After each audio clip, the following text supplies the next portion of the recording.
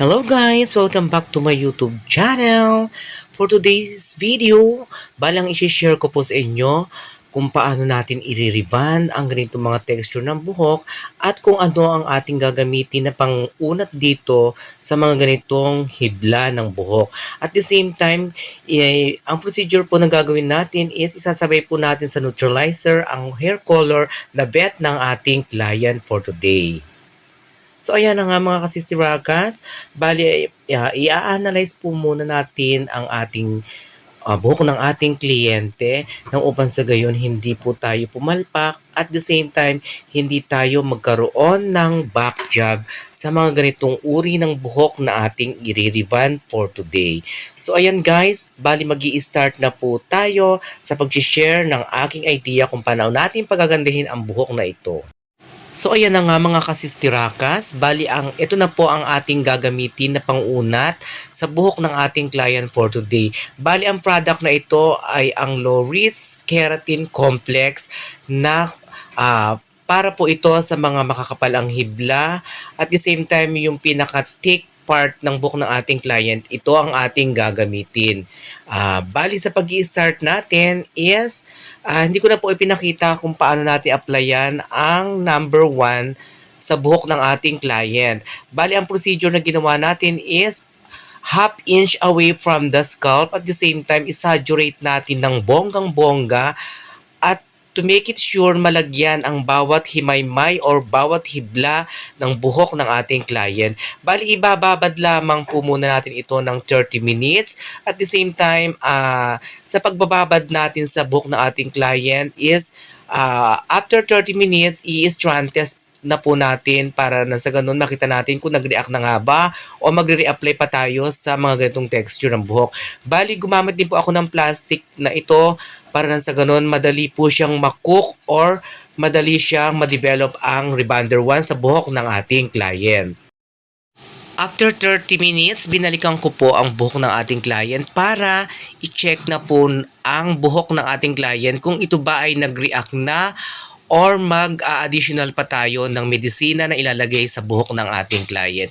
Bali sa pag-i-strand test, kukuha lamang po tayo ng isang hibla or dalawa, then hihilahin natin ito ng dahan-dahan.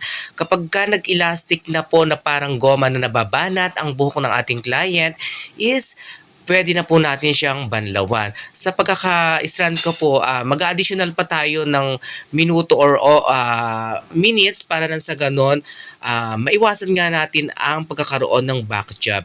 At the same time, sa pag-i-strand test, dito natin malalaman kung ang buhok ng ating client after na malagyan ng rebonder 1 at naibabad natin ito, ito ang mabisa para malaman natin kung ito ay luto na ng bonggang-bongga ang rebonder 1. After natin mairitas or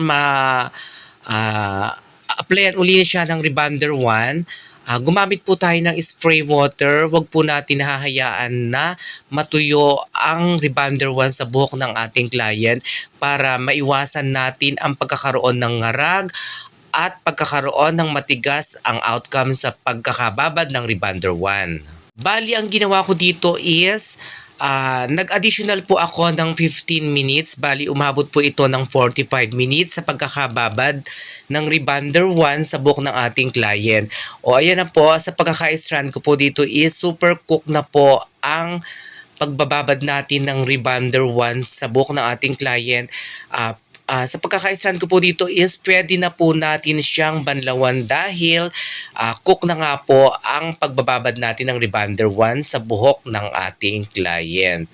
Bali sa pagbabanlaw po na ating gagawin dito is babanlawan lang po natin siya. Huwag po tayong gagamit ng any treatment or conditioner sa buhok ng ating inire-rebond for today. After na po nating mabanlawan ang R1 sa buhok ng ating client, ito na po ang naging outcome. Medyo makintab na po ang naging outcome sa pagbababad ng rebonder 1 sa buhok ng ating client. Bali, magpuproceed na po tayo sa pagpapatuyo, then paplansyahin na po natin siya ng bonggang-bonggang. After na po nating mapatuyo ng 100% ang buhok ng ating client is magpo-proceed na po tayo sa pag-hair iron. Kung mapapansin nyo po, napakalayo na po ng naging outcome dito sa pagkakababad pa lamang po ng number 1 at nag-straight na nga po ang buhok ng ating client. So ayan na nga mga Suki Loves, very shiny and napaka-soft ng naging outcome sa pagkaka-hair iron natin na ginawa today sa pagre-ribbon natin sa ating client. Kung mapapansin nyo po ay very shiny, smooth, at the same time gumagalaw po ang buhok ng ating client for today. Bali, magpo-proceed na po tayo sa paglalagay ng neutralizer. At the same time, isasabay ko na po sa neutralizer ang hair color na bet ng ating client. Bali, magmi-mix po tayo. At the same time, ipapakita ko po dito kung paano tayo magmi-mix ng neutralizer. At the same time, yung color. At the same time, yung peroxide na gagamitin natin sa buhok ng ating client for today. So ayan na nga guys, mag-start na po tayo sa paglalagay ng neutralizer with color. So ayan na nga mga Suki Loves, magtitimpla na po tayo ng gagamitin natin sa buhok ng ating client. Bali, ang ginamit ko po ditong colorant ay ang 00-0. Product po ito ng Fusion. Gumamit po ako ng 75 ml. At the same time, gagamit po tayo ng 9% peroxide. Tatansyahin na lamang po natin ang ilalagay nating peroxide. Bali, 9% ang ginamit nating peroxide dito. Then, hahaluin po natin ito ng bonggang-bongga para nang sa ganon, mahalo at pag na-distribute natin yung color sa buhok ng ating client is magpantay ang color na ilalagay natin sa buhok ng ating client. Bali, galagyan din po natin ito ng neutralizer cream. Product po ito ng Loritz Keratin Complex. Bali, tatansyahin na rin lang po natin ang neutralizer na ilalagay natin sa mixing bowl para nang sa ganon hindi masayang at hindi matapon ang medisinang ating gagamitin sa pag-apply ng neutralizer with hair color. At the same time, minix natin siya ng bonggang-bongga. At the same time, hahaluin natin to make it sure kapag hinalo natin ng bonggang-bongga, 100% ang magiging result is pack na pack ang magiging result. So ayan na nga mga kasistirakas, after na po natin ma-distribute or mailagay ang neutralizer with hair color na minix natin dito sa neutralizer, bali away from the scalp pa rin po ang ating procedure. After 20 minutes, i-retouch naman natin yung part ng anet para magpantay na po yung pinaka hair color na nilagay natin sa buhok ng ating client. Bali, ibababad natin ito ng 20 minutes, then mag-a-apply po tayo sa may part ng roots. Mag-additional din lang po tayo ng 10 minutes at to make it sure papansinin natin or kailangan natin siyang bantayan para na sa ganun magpantay ang hair color na nilagay natin sa buhok ng ating client.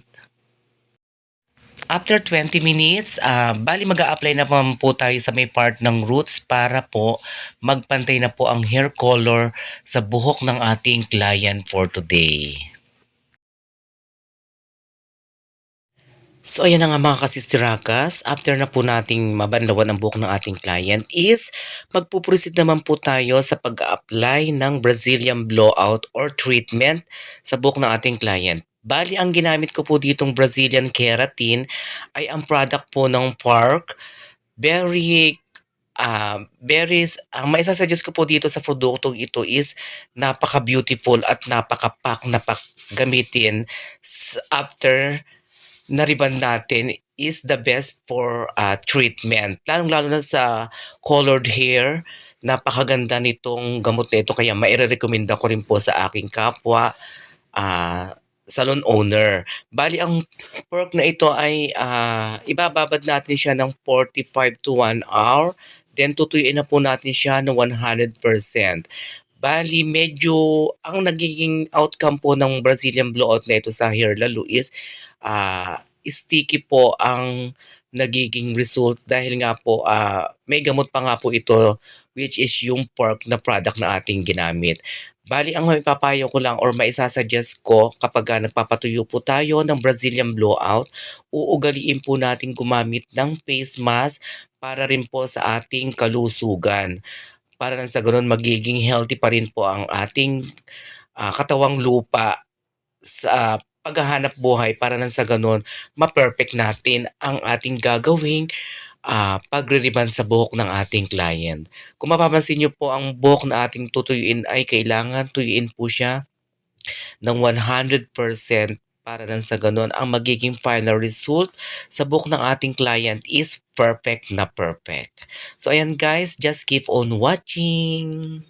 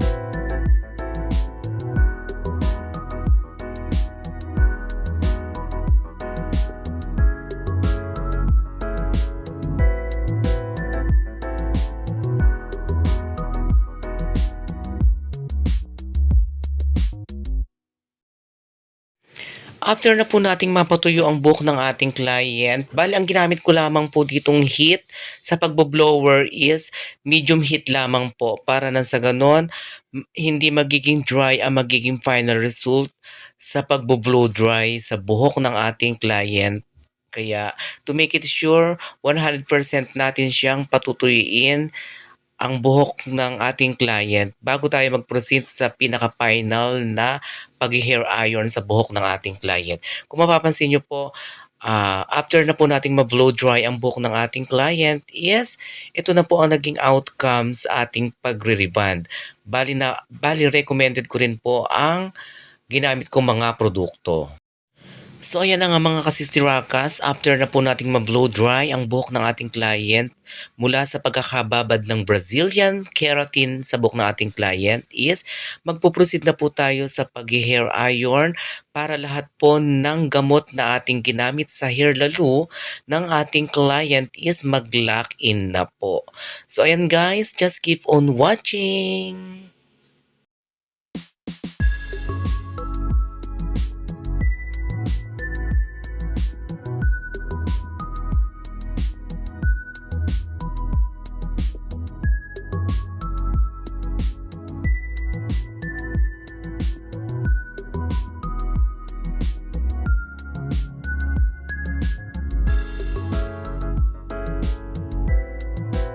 So ayan na nga mga kasistirakas, ito na po ang naging final result sa pag-rebond natin at paglalagay ng kulay na minix natin sa neutralizer. Sa mga hindi pa po nakaka-subscribe sa aking YouTube channel, please like and share at the same time pakiclick na rin po ang aking notification bell para sa susunod ko pong video tutorial, ma-update po kayo ng bonggang. God bless everyone! Bye-bye!